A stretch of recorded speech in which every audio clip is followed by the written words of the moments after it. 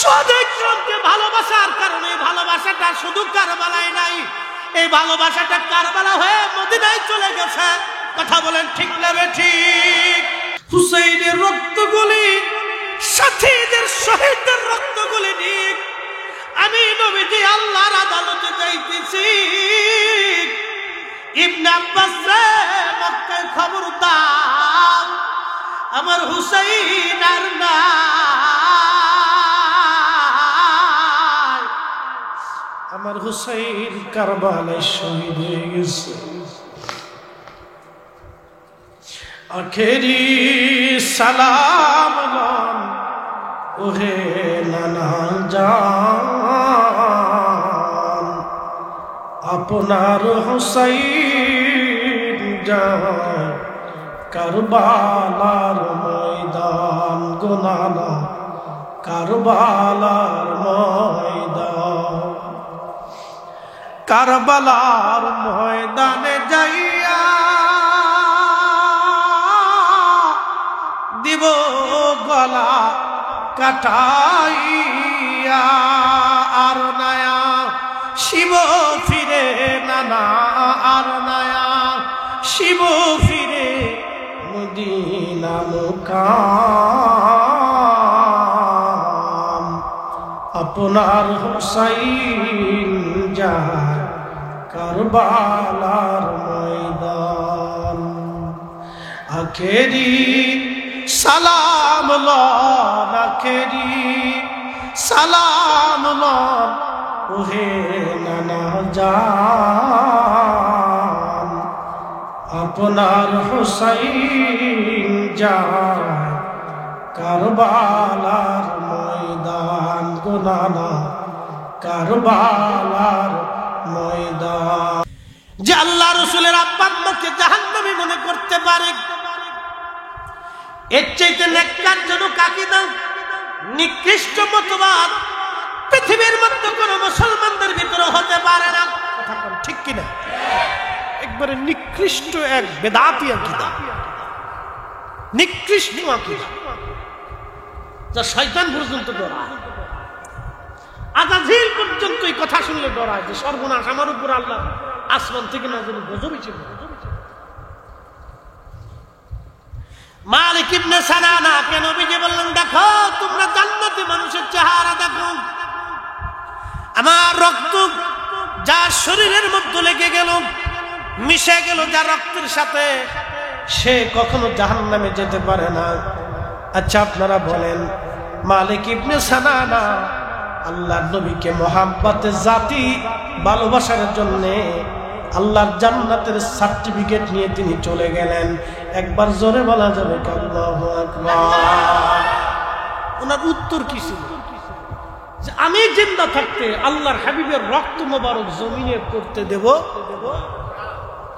কিন্তু মানুষের রক্ত পান করা শরীয়তে হারাম। গসলুল মালাক, মদিনা শরীফ থেকে উহুদের পাহাড় দেখা যায়, দৌড়াই যাইতে হয়তো আধা ঘন্টা সর্বোচ্চ। উনি গোসল করে উহুদে যাইতে পারতেন, কিন্তু গোসল ছাড়া উহুদে গেলে একটা বাক্য, রসুল নাই তো গোসল দিকে, নবী বেঁচে নাই তো বেঁচে থেকে লাভ। আবার বুঝেন, আসরের পরে সময়ে নবীজির দন্ত মোবারক শহীদ হয়েছে, মাগরিবের কিছু সময় আগে তেনাকে পাহাড়ে নেওয়া হয়েছে। সারা রাত্রে সবাই জানে যে আল্লাহ রসুল শহীদ হয়ে গেছে, মদিনায় সংবাদ ছড়াই গেছে। সকালবেলা ফজরের সুবে সাদিকের সময় মদিনার মানুষ উহুদের দিকে দৌড়ায় আসতেছে, কিন্তু আল্লাহ নবী উহুদ পাহাড়ের ওই জায়গাটা যদি কোনোদিন যান, রাত্রিবেলা যাবে, আল্লাহর বেহেশতের একটি ঘ্রাণ আসতে। আমি নিজে নিজে নিজে রাত্রিবেলা দীর্ঘ সময় এখানে সালাত আদায় করেছি, দীর্ঘ সময় দোয়া দুরূদ করেছি, মিলাদ শরীফ করেছি, কান্নাকাটি করেছি। আল্লাহর বেহেশতের ঘ্রাণ আসে, পাথরের ভিতর থেকে বেহেশতের ঘ্রাণ আসে। কোথার থেকে আসে, কেমনে আসে, কেউ বলতে পারে?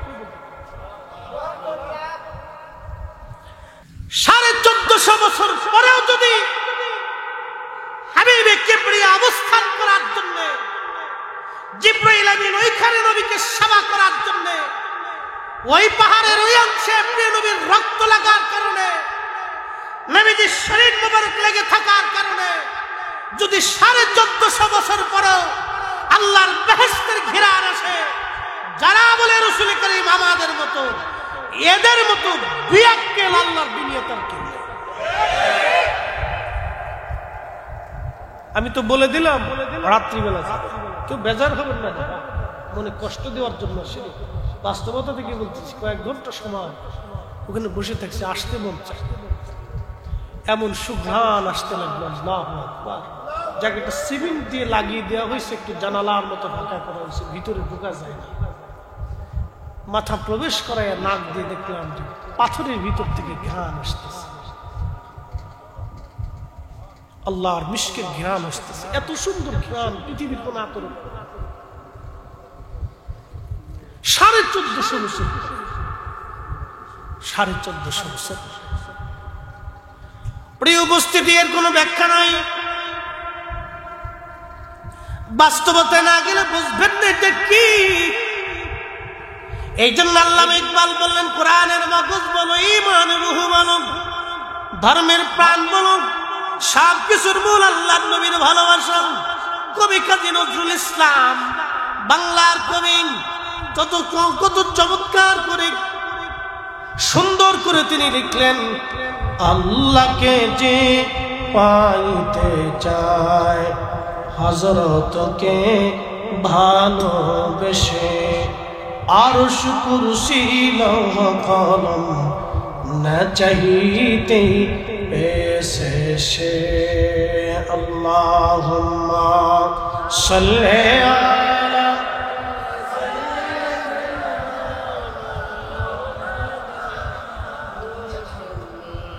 ফিলের হাওয়া যাওরে উরে মদিনায়,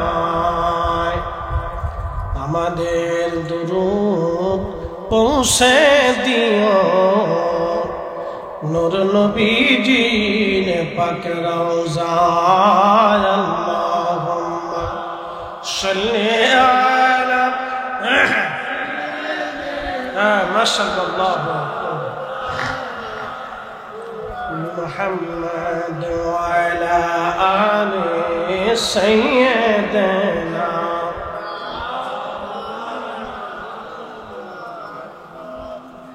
আপনাদেরকে কারবালার দিকে নিয়ে যাই। চরম একটা বাস্তবতার সামনে আজ আপনাদেরকে দাঁড়া করাবো, খুব মনোযোগ দিবেন। ছোট বড়, মহিলা পুরুষ, যে যে মত, যে যে দল করেন, আমাদের রাসূল একজন।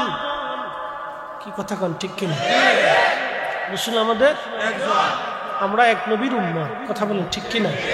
মুহাম্মাদুর রাসূলুল্লাহ সাল্লাল্লাহু আলাইহি ওয়াসাল্লাম। উনি সব নবীদের সেরা, কোনো সন্দেহ আছে? উনি আল্লাহর হাবিব, কোনো সন্দেহ আছে? উনি মেহশরের কঠিন মাঠের মাকাম মাহমুদ ওয়ালা, কোনো সন্দেহ আছে? উনার হাতে হাউজে কাউসারের বিয়ালা, কোনো সন্দেহ আছে? উনি সৃষ্টির সেরা, কোনো সন্দেহ আছে? উনি আল্লাহর পরেই মর্যাদাওয়ালা, কোনো সন্দেহ আছে? কোনো সন্দেহ। মনোযোগ দিয়ে আপনাদেরকে এক জায়গায় নিয়ে গিয়েছে, শাহাদাতে কারবালার মাঠ। সকাল 10ই মুহররম ইমাম হুসাইন রাদিয়াল্লাহু আনহু শিবিরে আযান করল, আশহাদু আন্না মুহাম্মাদার রাসূলুল্লাহ।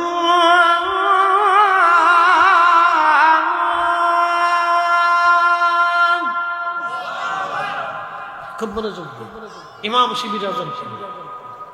ওনার সঙ্গী 72 জন, মহিলা সহ 100 জন, প্লাস মাইনাস হতে পারে, কম বেশি হতে পারে।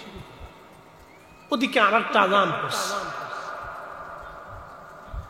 আল্লাহু আকবার, আল্লাহু আকবার, আশহাদু আন্না মুহাম্মাদার রাসূলুল্লাহ।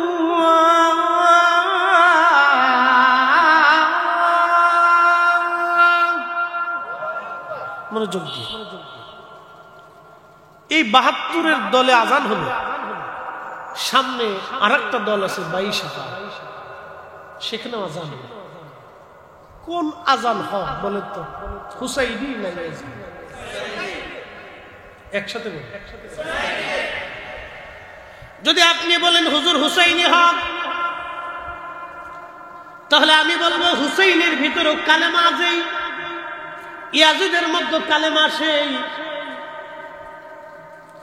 আপনি বলতেছেন এ হক ও বেহক, কিন্তু কালেমা তো একটা। আপনি বলতেছেন হুজুর হুসাইনি হক, ইয়াজিদি বেহক। আমি বলবো হুসাইনি যে কোরআন, ইয়াজিদেরও সেই কোরআন। ব্যাখ্যা করে দিতেছি, বুঝে যান। কষ্ট হইতেছে আপনাদের? আচ্ছা ইনশাআল্লাহ কিছু সময় বসেন। আমি দীর্ঘ সময় হজে ছিলাম তো ওইখানে দিয়েছি, আমার ওই শুট হয়। বাংলাদেশে আসার পরে দীর্ঘদিন অসুস্থতায় ভুগতেছে, যার কারণে একটু ঠান্ডা সমস্যা বেশি। ইনশাআল্লাহ অসুবিধা নেই, আল্লাহ যাতে সাহায্য করেন, আপনাদেরকে যাতে কিছু শুনাইতে পারে। আমার ওয়াজ আমি কোনো মানুষকে খুশি করার জন্য করি না, সত্য কথা। আমার জীবনে কোনোদিন আসে নাই যে আমি এখানে ভালো ওয়াজ করলে ভালো দাওয়াত পাবো, এই চিন্তায় আমি কোনোদিন ওয়াজ করি। আমার মন থেকে কোনোদিন আসেও না, কোনোদিন মন থেকে আসে নাই যে আমি এখানে ভালো ওয়াজ করলে, একবারে সেরকম করলে মানুষ আমার আর 10টা দাওয়াত দেয়। অনেকে বলে হুজুর ওয়াজ ঢাকা লাগলে আরো 10টা দাওয়াত করে, অনেকে দাওয়াতের আসে ওয়াজ করে। কিন্তু আল্লাহর রহমতে ইখলাসের সাথে করি বিদায় মানুষ আমার এত পরিমাণে দাওয়াত দেয় যে দাওয়াত আমি ঠেলে সারতে দিই। ইনশাআল্লাহ খুব মনোযোগ দিন। সব কাজে ইখলাস থাকলে আল্লাহ এর বেনিফিটটাকে বহু গুণে বাড়ায়। আপনার এখানে আজকে 1 টাকারও নেই, সোহাদায়ে জোরে বলে সোহাদায়ে কারবালা বলে, এখানে তাদের মহব্বতে কেন আসছেন? ওনাদেরকে ভালোবাসলে কি লাভ? আল্লাহ রাসূল বলতেছে, ওটা পরে যাইতেছে, ব্যাখ্যাটা পরে যাইতেছে। প্রিয় নবী বললেন আল হাসান ওয়াল হুসাইন ইবনা, আমার হাসান আর হুসাইন আমার দুইজন বংশধর। আমাদের বংশ আসলো ছেলে থেকে, আমাদের পেয়ারা নবীর বংশ হলো মেয়ে থেকে। আল্লাহর নবী যেইভাবে শরীয়ত চাইছেন আল্লাহ সেইভাবে শরীয়ত করে দিয়েছেন। আমাদের বংশ ছেলে থেকে, আর আমাদের পেয়ারা নবীর বংশ আসলো মেয়ে থেকে। আল হাসানু আল হুসাইন ইবনা, আমার হাসান আর হুসাইন আমার দুইজন বংশধর। মান আহাব্বাহুমা, ওদেরকে যারা ভালোবাসবে, নবী বলেন ফাকাদ আহাব্বানি, সে আমাকে ভালোবাসবে। একবার জোরে বলা যাবে কি সুবহানাল্লাহ? আজকের মাহফিল সাহাবায়ে ভালোবাসার কারণে, ভালোবাসাটা শুধু কারবালায় নাই, এই ভালোবাসাটা কারবালা হয়ে মদিনায় চলে গেছে। কথা বলেন ঠিক না ঠিক? এই ভালোবাসাটা এখন কারবালায় নাই, ভালোবাসাটা কারবালার জন্য, আওলাদের রাসূলের জন্য। কিন্তু ভালোবাসা ওইখানে নাই। নবী বলতেছেন ওইখান থেকে যদি ভালোবাসো, মানে হাব্বাহুমা, আমার হাসান আর হুসাইনকে যদি ভালোবাসো, ফাকাদ আহাব্বানি, তোমরা আমি নবীকে ভালোবাসবে। ভালোবাসা শুধু মদিনায় থাকবে না, নবী বলতেছেন ভালোবাসাটা ট্রান্সফার হয়ে যাবে। ফাকাদ আহাব্বানি ওয়া মান আহাব্বানি, যে আমাকে ভালোবাসবে, আহাব্বাহুল্লাহ, সে আরশের মালিকরে ভালোবাসবে। ভালোবাসা ট্রান্সফার হয়ে মদিনা থেকে আরশে মুআল্লায় চলে গেল। একসাথে বলা যাবে কি আল্লাহু আকবার? আজকের ভালোবাসাটা কি এইখানে আছে না আসমানে চলে গেছে, আরশে মুআল্লাতে চলে গেছে? শুধু এখানে শেষ না, আল্লাহর নবী এই ভালোবাসার বিনিময়টাকে ট্রান্সফার করে দিলেন। আল্লাহর নবী চালান দিয়ে দিলেন কোথায়? ওমান আহাব্বাহুল্লাহ, যে আল্লাহকে ভালোবাসে, আদখালাহু জান্নাহ, আল্লাহ তাকে জান্নাতি জান্নাতি জান্নাতি জান্নাতি বানায় দেয়। জোরে বলা যাবে সুবহানাল্লাহ। কত যে নাম শুনিলাম, এই চোখে দেখলাম না, এই সুর যদি শুনে থাকো একবার খাবে আসো না। এই সুর যদি শুনে থাকো একবার খাবে আসো না।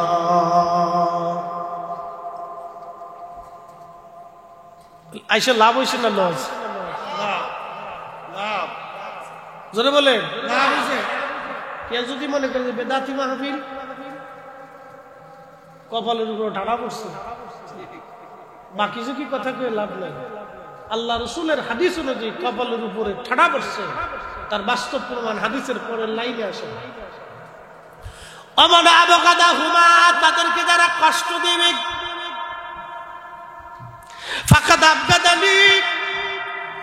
মূলত তারা আমি নবীকে কষ্ট দেবে। তাদের গলায় যারা ছুরি চালাবে, মূলত আমি নবীর গলায় ছুরি চালাবে। তাদের গায়ে যারা বর্ষার আঘাত করবে, মূলত আমি নবীকে তারা বর্ষার আঘাত করবে। তাদেরকে যারা ভয় দেখাবে, মূলত আমি নবীকে তারা ভয় দেখাবে।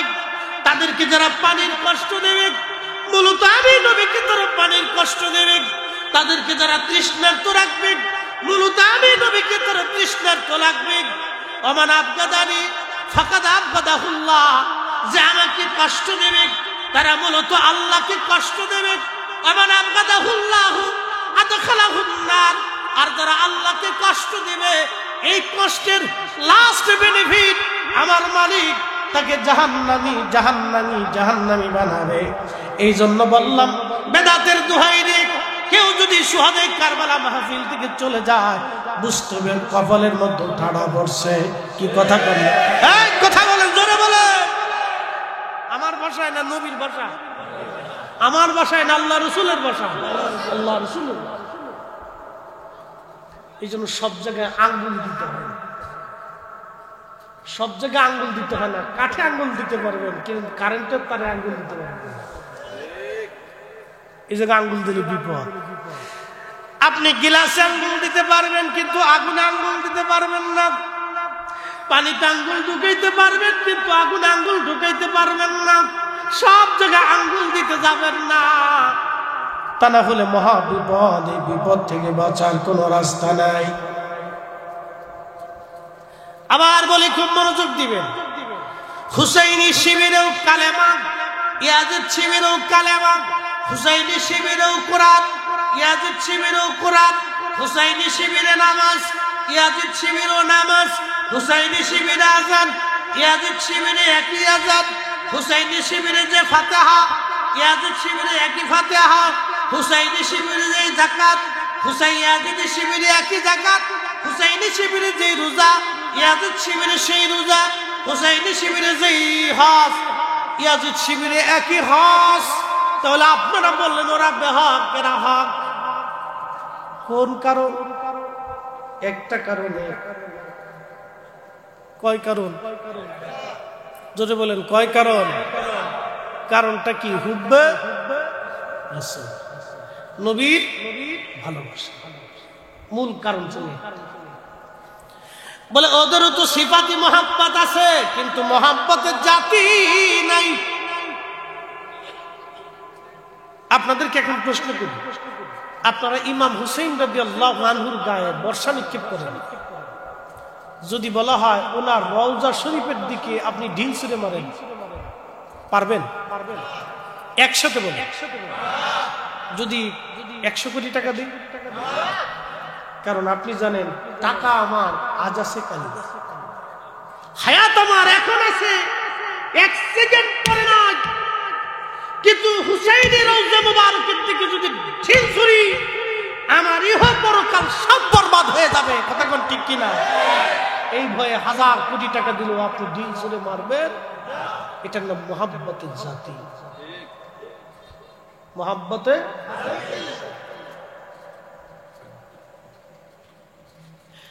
এই মুহাব্বতটা ইয়াজিদ শিবিরের মধ্যে থাকার কারণে হুসাইনি পরিবারের উপরে অকথ্য জুলুম তারা করেছে। আহারে, জুলুমের শেষ কোথায়? এত কঠিন জুলুম তারা করলো। ঘটনার মাধ্যমে একটা ঘটনা শোনাই। আমি বেশি কারবালার লম্বা ওয়াজ আপনাদেরকে শোনাবো না, শুনে যাবেন। হযরত ইমাম হুসেন রাদিয়াল্লাহু আনহু শাহাদাতের পরে, মানুষ মরে যাওয়ার পরে তার সাথে আর কোনো শত্রুতা থাকে না।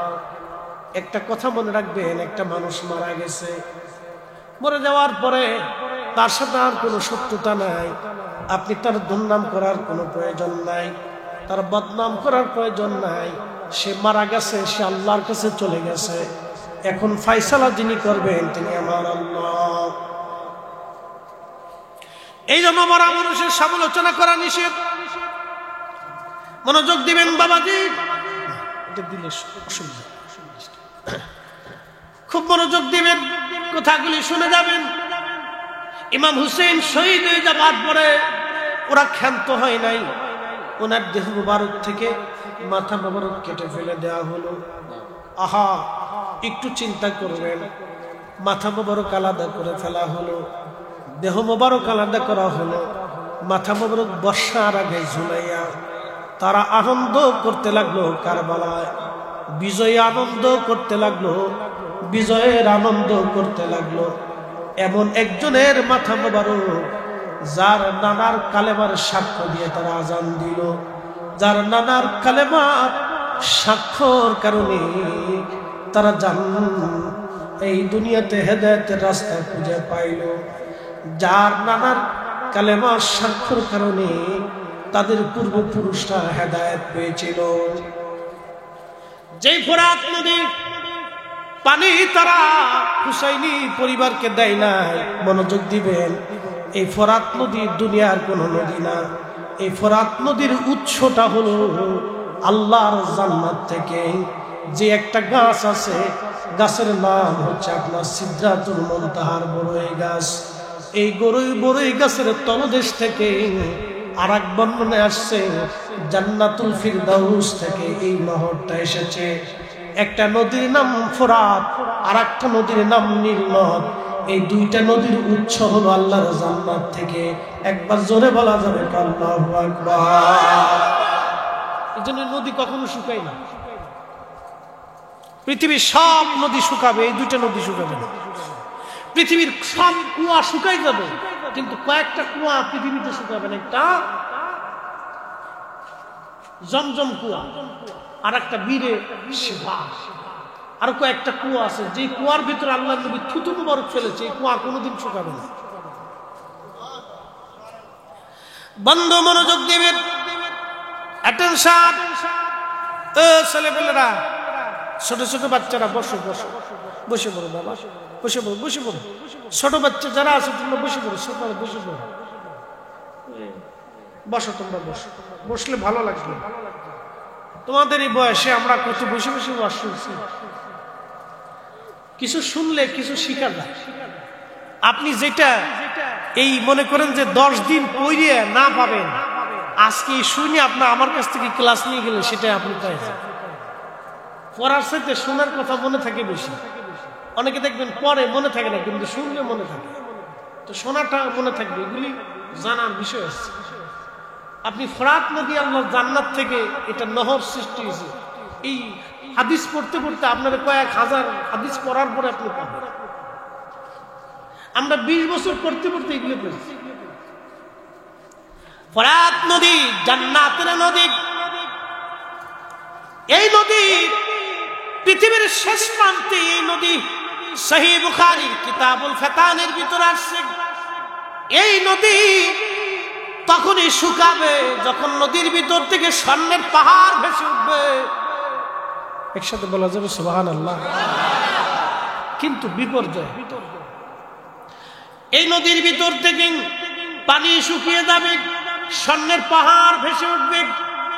এই স্বর্ণ নিয়ে পৃথিবীর মধ্যে যুদ্ধ শুরু হবে। যুদ্ধে 100 জনের মধ্যে 99 জন মানুষ মারা যাবে, মাত্র 1 জন মানুষ বেঁচে থাকবে। বর্তমানে যদি পানি শুকায় যায়, স্বর্ণের পাহাড় যদি ভেসে আসে, তাহলে মনে রেখে দেন বর্তমানে পৃথিবীতে মানুষ আছে 800 কোটি। এই 800 কোটি মানুষের মধ্যে যুদ্ধ বেঁধে যাবে। রাশিয়া আমেরিকা যুদ্ধ শুরু হবে, দুই বেল্ট, পৃথিবীর বেল্ট কিন্তু এখন দুইটি, একটা হলো রাশিয়ান বেল্ট আর একটা হলো মার্কিন বেল্ট। যদি একবার আমেরিকার রাশিয়ার মধ্যে যুদ্ধ বেঁধেই যায় তাহলে পৃথিবীতে বিশ্বযুদ্ধ বেঁধে যাবে,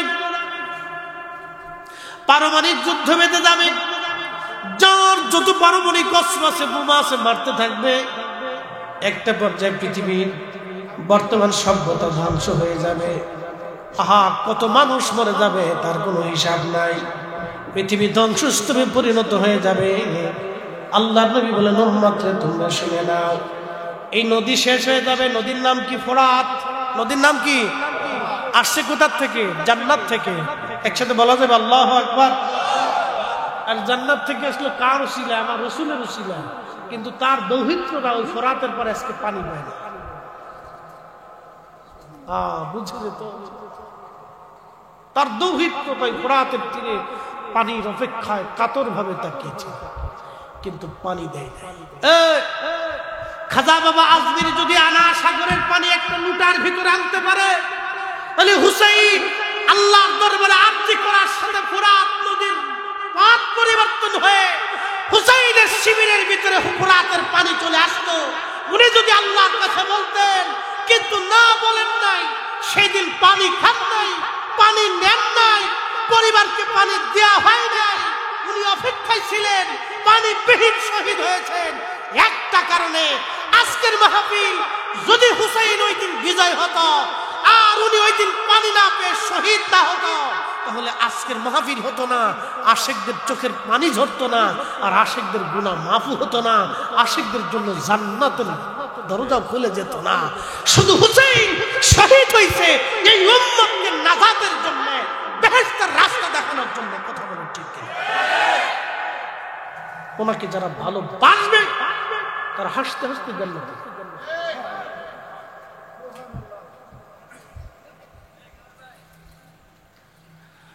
কসবাবাসী খুব মনোযোগ দিয়ে,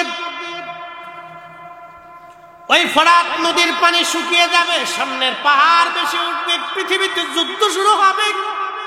100 জনই একজন বেঁচে থাকবে, 99 জন মারা যাবে।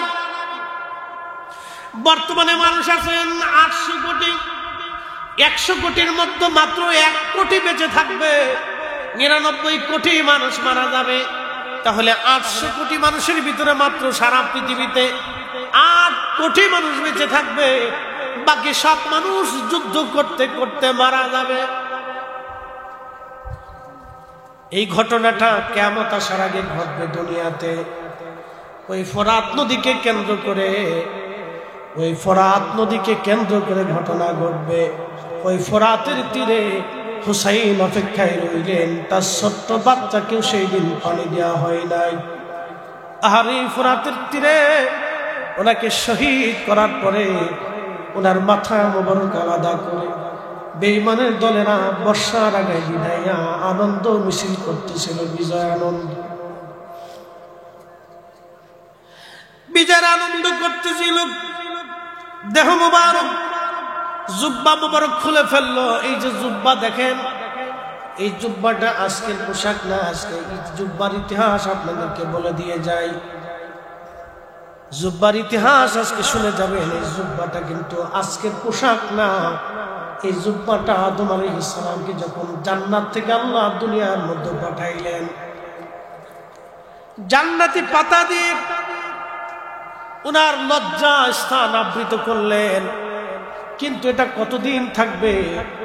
আল্লাহ রাব্বুল আলামিন আদম সফিউল্লাহর মাথায় একটা ব্রেন বুদ্ধি আল্লাহ পাক দিয়ে দিলেন, বেড়ার পশম দিয়ে।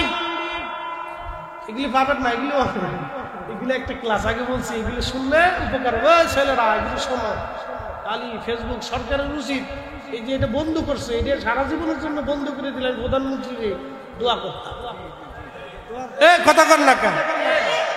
ওনার জন্য 2 রাকাত নামাজ পড়িয়া আমি প্রধানমন্ত্রীর জন্য দোয়া করতাম, তো উনি দেশে ফেসবুক বন্ধ করে দিচ্ছে। কি কথা ঠিক না? এটা বন্ধ করে দিলে আমার দেশের ছেলেরা ক্রিকেট নিয়ে, ফুটবল নিয়ে মাঠে নেমে যাবে, খেলাধুলা করবে, শরীর ভালো থাকবে। ও টাইম মতো 8টার সময় 9টার সময় 10টার সময় ঘুমাবে, সকালবেলা ঘুম থেকে উঠবে। আর এখন এমন অবস্থা হয়েছে শিফটি রাতে 1টা বাজে, ঘুমে তো ঘুরে 8টার সময় 9টার সময়। ও বয়স শেষ হওয়ার আগে 40 বছর আসার আগেই এই 25 বছর যাওয়ার পরে ডায়াবেটিস ধরে যায়।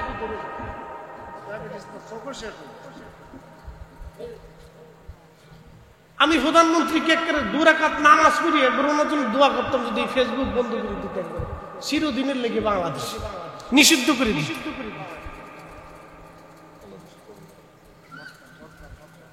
প্রিয় মুসলমান, খুব মনোযোগ দিন। আদম আলাইহিস সালাতুস সালাম নেমে আসলেন তিনি দুনিয়াতে ভেড়ার পশম থেকে, পশম দিয়ে সুতা বানাইয়া, কি আল্লাহ আকল দিলেন, ভেড়ার পশম থেকে সুতা বানাইয়া আদম আলাইহিস সালাতুস সালাম জুব্বা বানাইলেন। জুব্বা বানাইলেন। এই তো জুব্বা শুরু হলো। আজও দেখেন আরবরা জুব্বা ছাড়ে না। ওরা হাজার হাজার কোটি টাকার মালিক। বাংলাদেশের সর্বোচ্চ ধনী যারা, বিভিন্ন গ্রুপ ইন্ডাস্ট্রির মালিক, 2-10টারে একজন ধনী আরবের কিনে নিতে পারে, সারা বাংলাদেশ কিনতে পারে, এরকম ধনী আরবে আছে। সারা বাংলাদেশ কেনার মতো তৌফিক এমন ধনী আরবে আছে, কিন্তু জুব্বা ছাড়ে না। একসাথে বলবেন না মারহাবা। আর আমরা কয়দিন পয়সা বলে হইলে এখান থেকে প্যান ছিঁড়ে যায়, এখান থেকে ফাইড়ে যায়, এখান থেকে উড়ে যায়, এখান থেকে কাইটে যায়। কত কোয়ালিটির ভাই, কোয়ালিটির শেষ নাই। তার জন্য তিনি একটা কামিজ বানাইলেন আর একটা ওড়না বানাইলেন। কামিজ মেয়েদের জন্য প্রথম পোশাক হলো কামিজ এবং ওড়না। এই 2টা পোশাক আদম আলাইহিস সালাম আম্মাজানের জন্য বানাইলেন। খুব মনোযোগ দিবেন। এটা আদম আলাইহিস সালামের পোশাক বানালেন, জুব্বা। হযরত ইমাম হুসাইন রাদিয়াল্লাহু আনহুর পবিত্র জুব্বা খুলে ফেলে দিয়ে ইয়াজিদ বাহিনী তার দেহ মোবারক আবৃত করে দিয়ে, জুব্বা খুলে ফেলে দিয়ে তার দেহ মোবারক বের করে নিয়ে তারা 1টা 2টা না 70টা ঘোড়া তারা সিরিয়াল করত।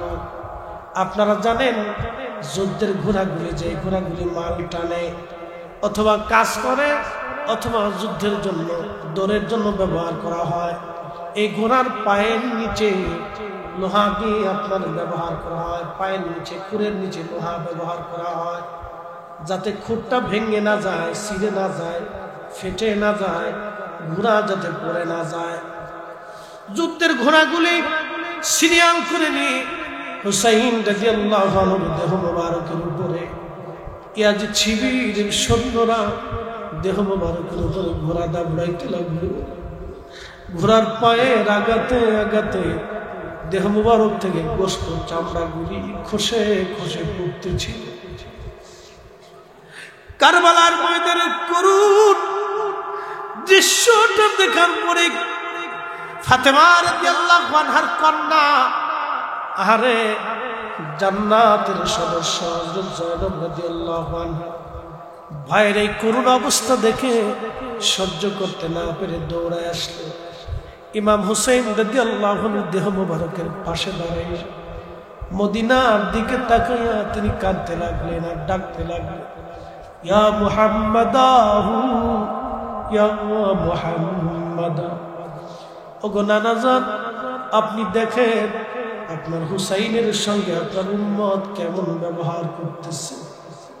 যাদের গলায় শরীরে আপনি মাছি মশা বসতে দেন নাই, যারা কানলে তুমি নানা সহ্য হয় নাই, যারা ক্ষুধার্ত থাকলে তুমি নানা খাবার খাও নাই।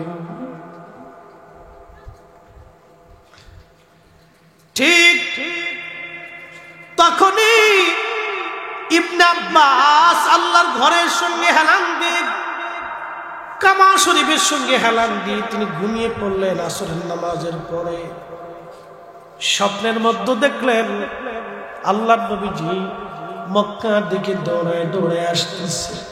প্রিয় নবীজির হাত মুবারকের মধ্যে রক্ত দেখা যায়।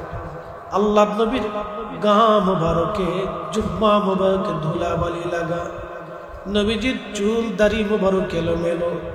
নবীজি কাঁদতেছিলেন আর কাবা দিকে দৌড়ায় দৌড়ায় আসতেছিলেন। ইবনে আব্বাস বলতেছেন, ইয়া নবী আল্লাহ, জীবনে কোনোদিন আপনাকে এরকম কাঁদতে দেখি নাই নবীজি। আপনার গা মুবারকে ধুলাবালি কেন, আপনার চুল দাড়ি মুবারকে এলোমেলো কেন, আপনার হাত মুবারকে রক্ত কেন, আপনি এইভাবে কাঁদেন কেন? কেন গো নবী দৌড়ায় মক্কার দিকে আসেন? নবীজি ডেকে বলেন, ইবনে আব্বাস রে, মক্কায় খবর দাও, আমার হুসাইন আর দুনিয়াতে নাই রে, আমার হুসাইন কারবালায় শহীদ হয়েছে। আমি নবীজি আমার হুসাইনের শাহাদাতের সময় আমি নবীজি কারবালায় হুসাইনের ফাঁসি ছিল। হুসাইনের রক্তগুলি, সাথীদের শহীদদের রক্তগুলি নিয়ে আমি নবীজি আল্লাহর আদালতে যাইতেছি। ইবনে আব্বাস রে, মক্কায় খবর দাও, আমার হুসাইন আর নাই, আমার হুসাইন কারবালায় শহীদ হয়ে গেছে। আখেরি সালাম লন ওহে নানা জান, আপনার হুসাইন যায় কারবালার ময়দান গো নানা, কারবালার ময়দান। কারবালার ময়দানে যাইয়া দিব গলা কাটাইয়া, আর নায়া শিব ফিরে নানা, আর নায়া শিব ফিরে মদিনা মুকাম। আপনার হুসাইন যায় কারবালার ময়দান। আখেরি সালাম লন, আখেরি সালাম লন ওহে নানা জান, আপনার হুসাইন যায় কারবালার ময়দান গো নানা, কারবালার ময়দান। আল্লাহুম্মা সাল্লি আলা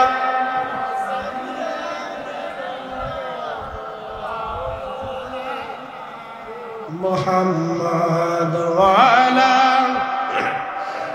জবান খুলে মাওলানা। প্রিয় কসবাবাসী, আহা হুসাইন রাদিয়াল্লাহু আনহু শহীদ হয়ে গেলেন, ওনার সাথীরা শহীদ। সবার দেহ মোবারক থেকে মাথা কেটে নিয়ে যাওয়া হলো, সবার দেহ থেকে মাথা কাটা হলো, মাথাগুলি কেটে কেটে তারা নিয়ে গেল। আহা সেই দিন তারা হুসাইন রাদিয়াল্লাহু আনহু দেহ মোবারক দাফন করে দিয়ে ফোরাত নদী থেকে পানি এনে সারা কারবালার মাঠ এরা ভরে দিল। একটু মনোযোগ দিয়ে, ফোরাত থেকে পানি এনে হুসাইন রাদিয়াল্লাহু আনহু দেহ মোবারক দাফন করে দিয়ে সারা কারবালা থেকে, কারবালা ভরে ভরে পানি ছেড়ে ছেড়ে দিয়ে মাটিগুলি সমান করে দিল, যাতে হুসাইন রাদিয়াল্লাহু আনহুর কবর কোন জায়গা দুনিয়ার মানুষ কোনোদিন খুঁজে না পায়।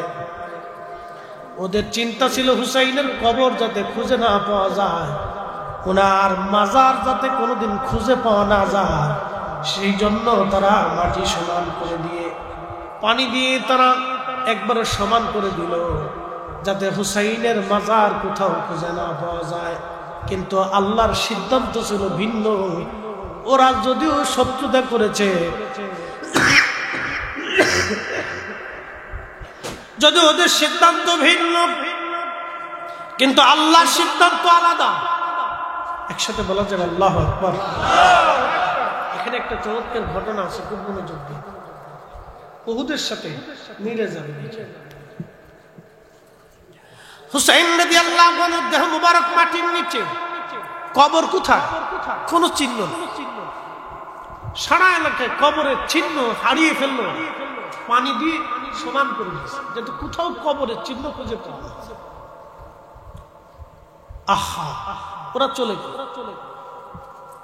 এক বেদুইন আশিক রাসূল, ওই যে আগে বলছি ইশকে রাসূল কলিজার ভিতর থেকে যার আসে, এটা টাকা দিয়ে কিনা যায় না, টাকা দিয়ে কেনা যায় না, দলিল দিয়ে বুঝানো যায় না, দলিল দিয়ে বুঝানো যায় না, টাকা দিয়ে কেনা যায়।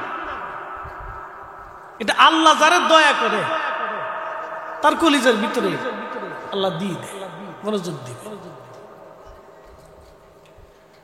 হুসাইন রাদিয়াল্লাহু আনহু দেহ মুবারক মাটির নিচে, বেদুইন শুনতে পারছে হুসাইন রাদিয়াল্লাহু আনহু কারবালার শহীদ। বেদুইন দেরি করলেন না, সুদূর মরুভূমির ভিতর থেকে রওনা হয়ে গেলেন।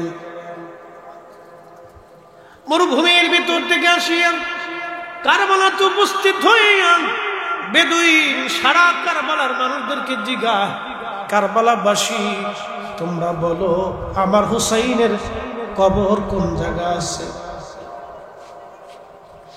কারবালার লোকজন বলতেছিল, বেদুইন হুসাইনের কবর কোন জায়গা আছে আমরা বলতে পারবো না, তাকে দাফন করে দিয়ে পানি এনে সারা কারবালার মাঠ একবারে পানি দিয়ে তারা সমান করে দিয়ে গেছে, মাটিগুলি কবরের চিহ্ন হারায় গেছে, কবর কোথায় খুঁজে পাওয়া সম্ভব না।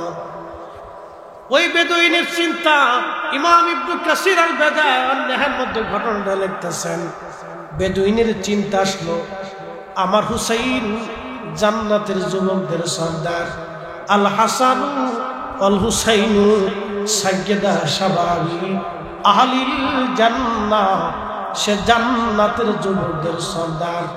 যেহেতু সে জান্নাতের যুবকদের সর্দার, সেহেতু তার কবর থেকে জান্নাতের ঘিরান আসবে, তার দেহ থেকে জান্নাতের ঘিরান আসবে, তার কবরের মাটি থেকেও জান্নাতের ঘিরান আসবে। চিৎকার মেরে জোরে বলেন আল্লাহু আকবার। ঠিক 1450 বছর পরে উহুদের থেকে নবীর ঘিরান পাওয়া যায়। এখন আমি তার নিজের সাক্ষী, দীর্ঘ সময় আমি সেই সুঘ্রাণ পেয়েছি। আল্লাহর নবী যেখানে চিকিৎসা নিয়েছিলেন, বিশ্রাম করেছিলেন, উহুদের পাহাড়ের ফাটা জায়গা থেকে, শুধু ওইখান থেকে 1450 বছর পর ঘ্রাণ আসে। ওই বদর চিন্তা হলো হুসাইন রাদিয়াল্লাহু আনহু যেখানে ঘুমানো, উনি জান্নাতের যুবকদের সর্দার, পেয়ারা নবীর দৌহিত্র, নবীদের শরীরের অংশ, উনার শরীর থেকে জান্নাতের ঘিরান আসবে। একসাথে বলা যাবে কি ইয়া রাসূলুল্লাহ, জান্নাতের ঘিরান আসবে। উনি মাটি পরীক্ষা করতে লাগলেন, সারা কারবালা থেকে মাটি নেন, নাকের কাছে নিয়ে সুঘ্রাণ নেন, কিন্তু কোন মাটির ভিতর থেকে সুঘ্রাণ আসে না। যখনই হুসাইন রাদিয়াল্লাহু আনহু মাকবারা রওজা শরীফের কাছে যে মাটি নিলেন, নেওয়ার সঙ্গে সঙ্গে নাকে যখন লাগাইলেন, লক্ষ্য করলেন ওই মাটির ভিতর থেকে আল্লাহর জান্নাতের মিশকের ঘ্রাণ আসতেছে।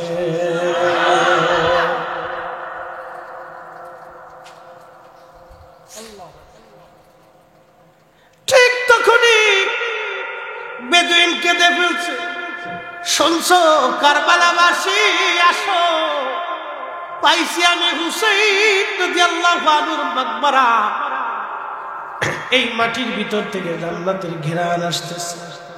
সারা কবরের অংশ থেকে মাটি নিয়ে দেখলেন বেহেশতের ঘ্রাণ আসতেছে। ওরা চাইছিল ওনার কবর যেন নিশ্চিহ্ন হয়ে যায়, ওনার রওজা যাতে নিশ্চিহ্ন হয়, পৃথিবীর কোন মানুষ যাতে ওনার রওজা খুঁজে না পায়। কিন্তু আল্লাহর সিদ্ধান্ত ভিন্ন, ওনার রওজা নিশ্চিহ্ন করে দিতে জালিমরা পারে নাই। আওলাদে রাসূল, আহলে বাইতে রাসূল, আল্লাহর নবীর শানের দুশমন যারা আছে তারা হাজার বছর চেষ্টা করলো আমার নবীর শানের বিরুদ্ধে লাগলো, কোনদিনও সুন্নি মুসলমানের ঈমান তারা চুরি করতে পারবে না। হাত উঁচা করে বলেন ঠিক না বেঠে? কোনো সন্দেহ যারা বলে সন্দেহ নাই, আল্লাহ কবুল করুক বলে না হবে। লম্বা ওয়াজ নয়, মনোযোগ দিয়ে। হুসাইন রাদিয়াল্লাহু আনহুর মাকবারা দুইটা, ওনার পবিত্র রওজা দুইটা। কয়টা? একটা কারবালা, একটা কোন জায়গা?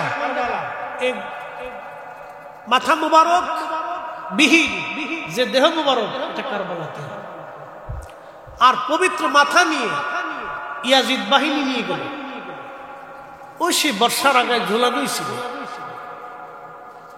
ইয়াজিদের রাজ দরবারে সিরিয়াতে নিয়ে যাওয়া হলো, বর্তমান সিরিয়ার দামেস্ক এই শহরে নিয়ে যাওয়া। মনোযোগ দিয়ে, দামেস্কে নিয়ে যাওয়ার পরে ইয়াজিদ হুকুম দিল তার মাথা বর্ষার আগে বিদায় সারা দামেস্কের অলিগলি দিয়ে ঘোরা। ইয়াজিদকে ভালো বলা যায়? ইয়াজিদের পক্ষ যারা নেয় তার ইহুদির দালাল। আপনি ঠিক বললেও ঠিক, না ঠিক বললেও ঠিক। যারা ইয়াজিদের পক্ষ বর্তমানে নেয় সবকটি ইহুদির দালাল। কোন সন্দেহ নাই, সন্দেহ নাই। যত বড় দাড়ি থাকুক, জুব্বা থাকুক, পাগড়ি থাকুক, ঘন্টা থাকুক, তাহাজ্জুদ পড়িয়া নামাজ পড়তে পড়তে কপাল কালা বানায় ফেলছে, ওর বিশ্বাস করা যায় না। যে ইয়াজিদকে মানে প্রশংসা করে তাকে বিশ্বাস করা বিপদ, মানে একই নষ্ট। ইয়াজিদ হুকুম দিল মাথা সারা সিরিয়াতে ঘুরান। এটা আমি আমার নিজস্ব বক্তব্য থেকে বলতেছি না, ইমাম ইবনে কাসির আল বেদায়া থেকে বলতেছি। আমি একবারে পৃথিবীর নির্ভরযোগ্য তারিখের কিতাব থেকে বলতেছি, একবারে পৃথিবীর সবচেয়ে নির্ভরযোগ্য তারিখের কিতাব। যে তারিখের কিতাবটা যারা আমাদের বিরোধিতা করে তারাও মানে, আল বেদায়া থেকে বলতেছি। সারা এলাকায় সরানো হলো, দামেস্কের অলিগলি দিয়ে ঘুরানো হলো। সেই পবিত্র মাথা মোবারক নিতে নিতে নিয়ে যাওয়া হলো বর্তমানে গাজা। এটার আগে নাম ছিল আসকালান। ইতিহাস শুনে যাবেন যুবকরা, এটি তো পড়ে না, খালি ফাতিহা শিখছে, কি পড়ে না পড়ে আল্লাহ জানে। আসকালান, এই আসকালানে ওনাকে দাফন করা হলো মাথা মোবারক।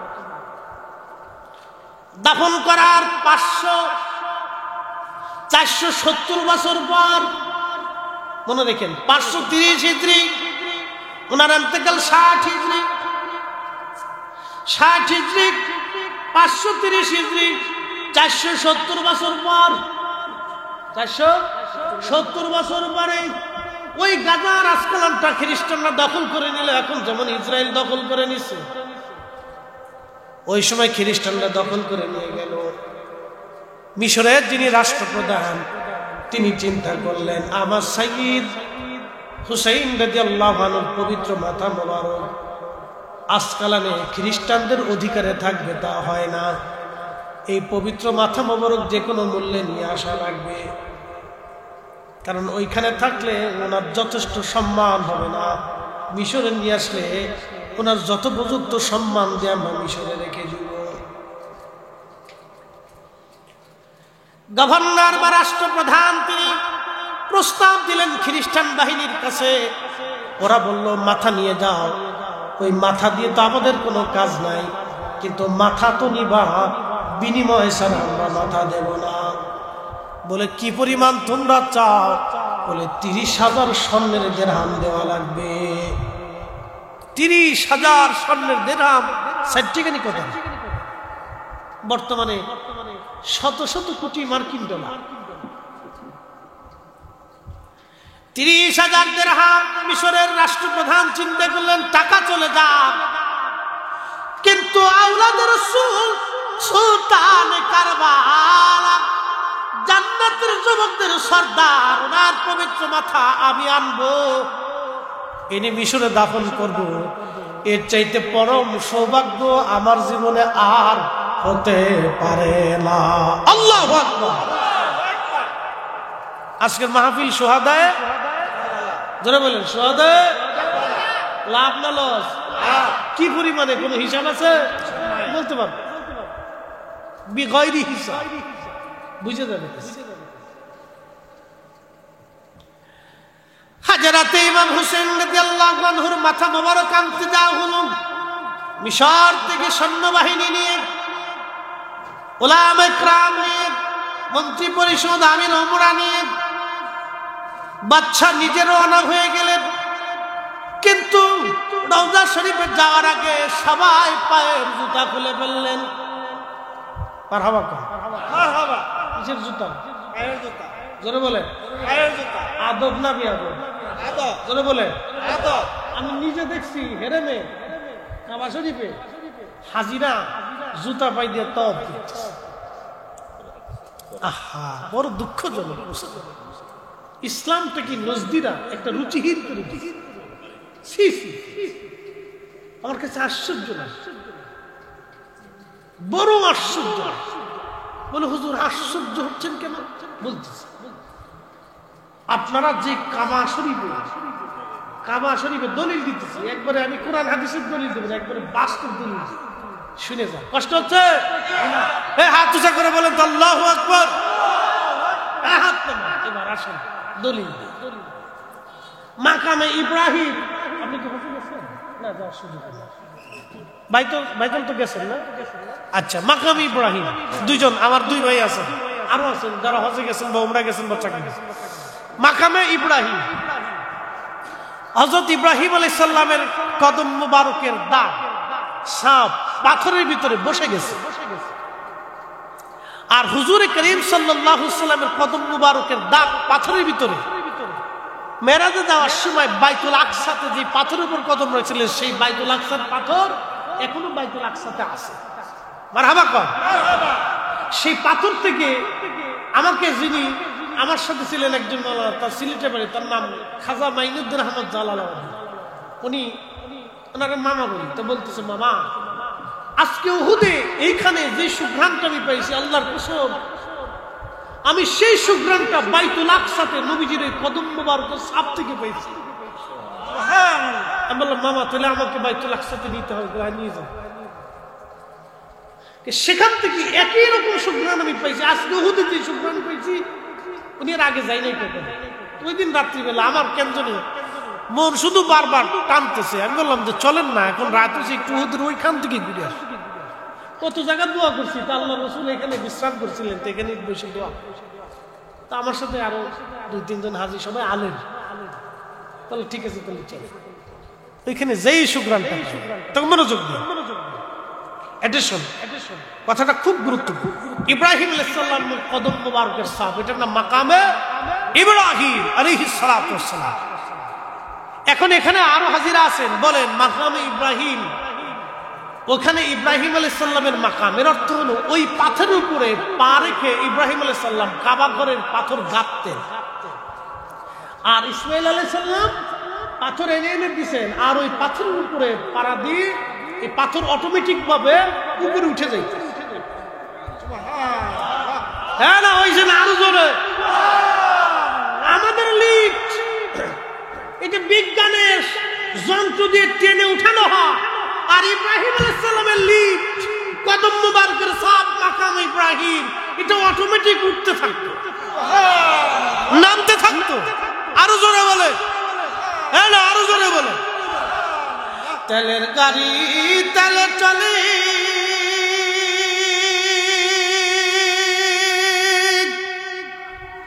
হাওয়ার গাড়ি হাওয়ায় উড়ে, বিনা তেলে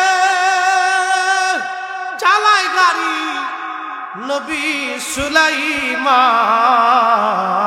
আমরা সেই মুসলমান, আমরা সেই মুসলমান। আল্লাহুম্মা সাল্লি আলা, জবান খুলে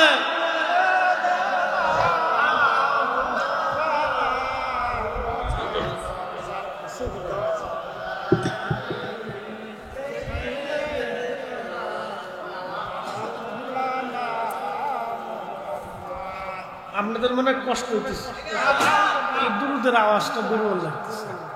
বাবাজি এই আওয়াজটা এখানে থাকে না, এটা মদিনায় চলে যায়। মদিনায় কোথায় চলে যায়? মদিনায়। জানি এটা গরমের কারণে শারীরিক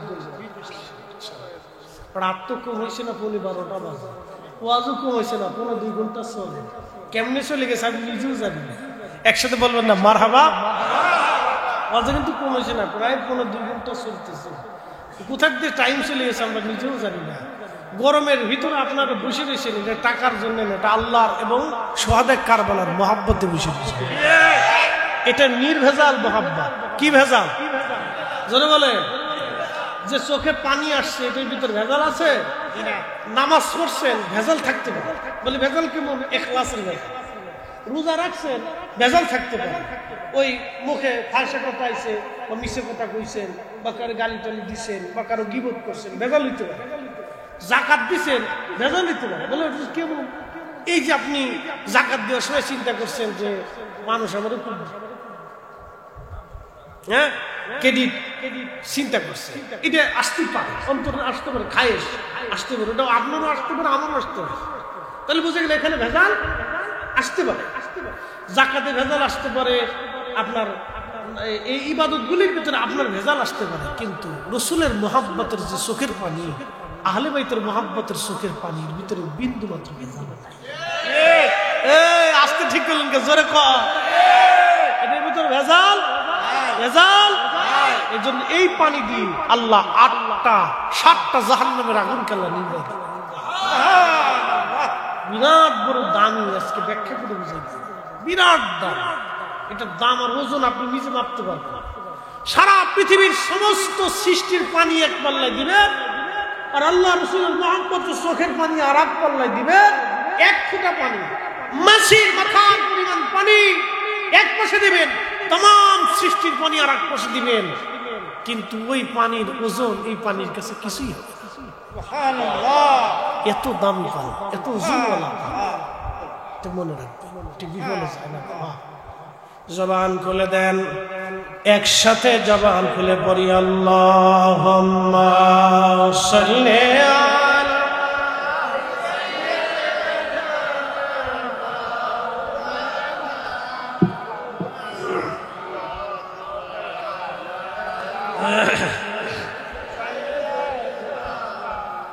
মাওলানা। বন্ধুগণ আমার, হযরত ইব্রাহিম আলাইহিস সালাতু ওয়াস সালামের সেই পা মুবারকের দাগ এখনো সেই পাথরে লেগে আছে। আপনারা বলেন, উনি যে খুদার ঘর গেঁথেছিলেন জুতা পায়ে দিয়া না খালি পায়? খালি পায়। জোরে বলেন। খালি পায়। আরো জোরে। খালি পায়। জোর হয় না কেন? খালি পায়।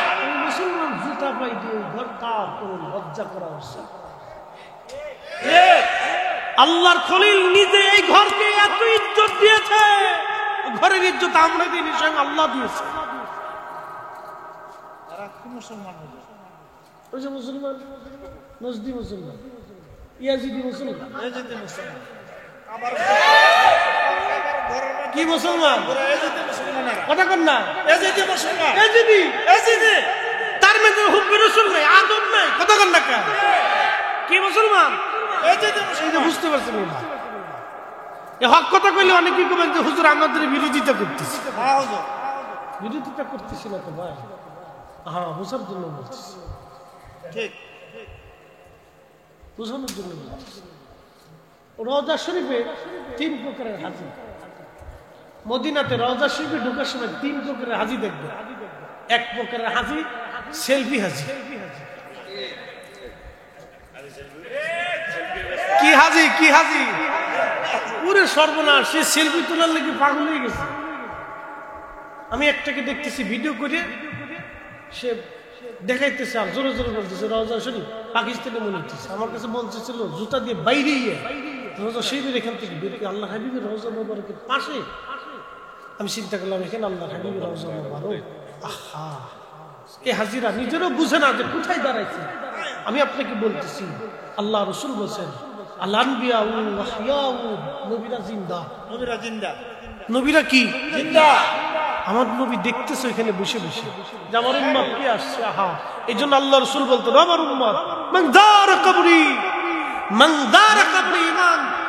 তাকিউদ্দিন সুবকি শিবা ও সাকানের ভিতরে লেখা আমার ঘরে হাদিস কিতাব আছে, মান দারা কবরি ওয়াজাবাত লাহু শাফাআতি ইয়াউমাল কিয়ামা, যে দুনিয়াতে আমার রওজা শরীফ জিয়ারত করলো কিয়ামতের মাঠে তাকে সুপারিশ করা। আর বুঝাবেন কেন?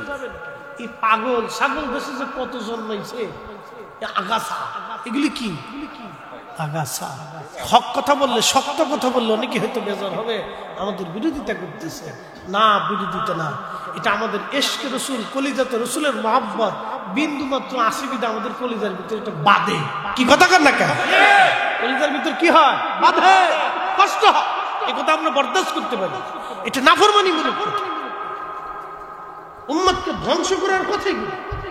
হাজার বছর ইবাদত হবে, কোটি বছর ইবাদত হবে, যদি আল্লাহ রসুলের করিমের সামনে চুল পরিমাণ খেয়ানত করেন, বেয়াদবি করেন, তাহলে আপনার জীবনের ইবাদত বরবাদ হয়ে যাবে।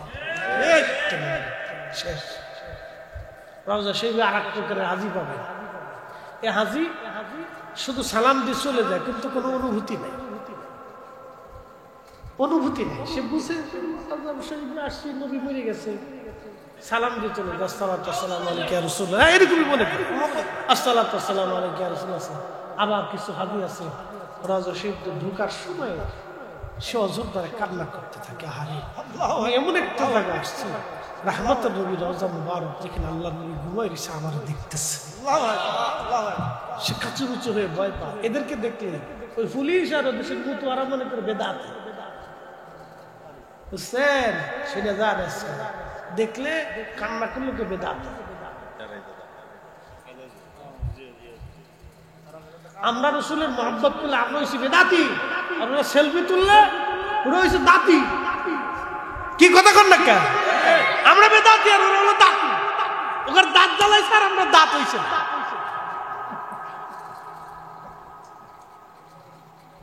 এ দুঃখ কারে করে?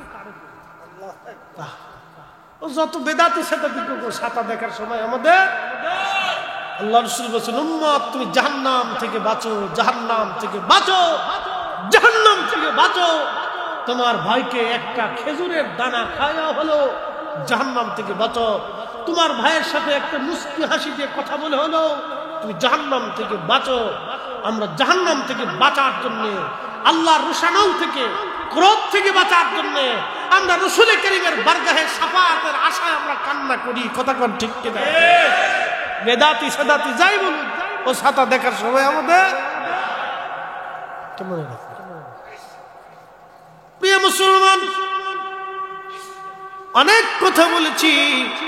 হুসাইন রাদিয়াল্লাহু আনহুর পবিত্র মাথা মোবারক আনার জন্য মিশরের বাদশা এবং উলামা একরাম পায়ের জুতা খুলে ফেললেন। জুতা খোলার পরে উন্ডা রওজা শরীফের পাশে গেলেন, মাটি সরাইলেন।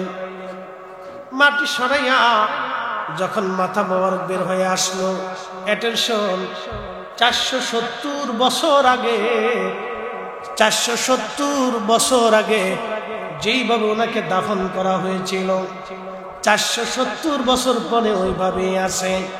সামান্য পরিমাণে একটা চুল মোবারক খসে পড়ে যায় নাই, একটা দাড়ি মোবারক খসে পড়ে যায় নাই, এই চেহারার লাবণ্যতাও নষ্ট হয় নাই, চক্ষু মোবারকও নষ্ট হয় নাই। তখনও রক্ত মোবারক টপে টপে ফুটায় ফুটায় পড়তেছিল, আর এতই সুঘ্রাণ আসতেছিল যে সুঘ্রাণ দুনিয়ার কোন সুগন্ধির মধ্যে পাওয়া যায় নাই। চিৎকার করে বলেন না ইয়া রাসূলুল্লাহ। আখেরি সালাম লন ওহে নানা জান, আপনার হুসাইন জান।